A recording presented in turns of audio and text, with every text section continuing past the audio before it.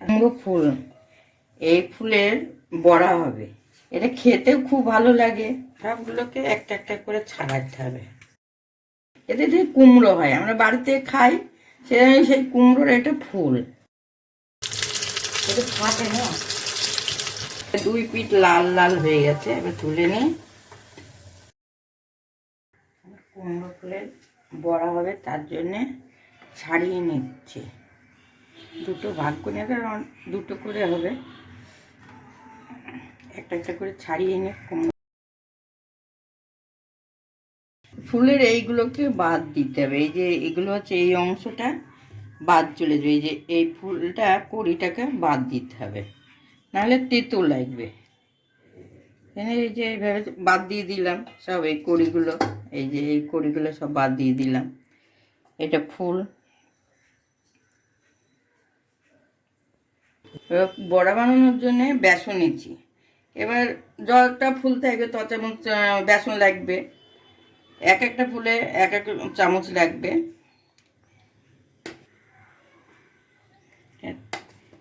এটা 4 চামচ বেসন, 1/2 চামচ নুন দিলাম। এটা কালারের জন্য একটু হলুদ দিই। ঝাল ঝাল লাগবে তার জন্য লঙ্কা গুঁড়ো দিলাম।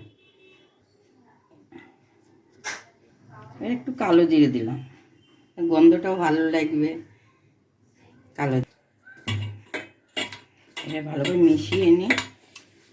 ভিতরে দলা দলা থাকবে, দলাতে বুঝতে পারা যাবে না নুনটা। জল দিই, ভালো করে এটা মাখতে হবে। বেশি জল দিলে হবে না, জিনিসটা পাতলা হয়ে যাবে। ভালো করে ফেটে নিয়ে এটাকে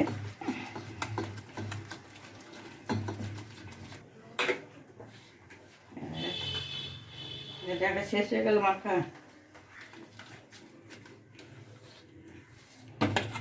এটা আছে মাখা।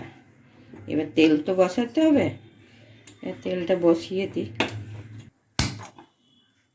অনেকটা তেল লাগবে না, ওর জিনিসটা তো ভাজবে, ভালো করে ভাজা হলেই তো ভেসে যাবে, ফুলে যাবে। কুমড়ো ফুলগুলো এবার বেসনে চুপড়ালাম। এবার এটা ছাড়া হবে।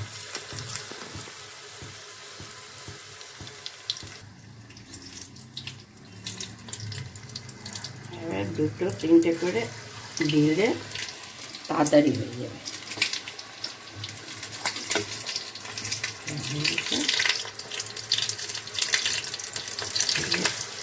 3টে দিয়ে দিলাম।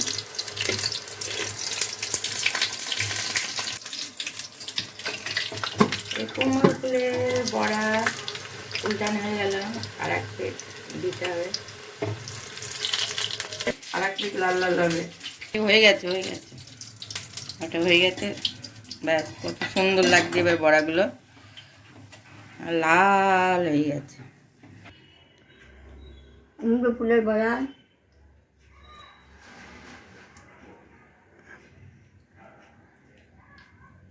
ভালো হচ্ছে, খুব সুন্দর হয়েছে।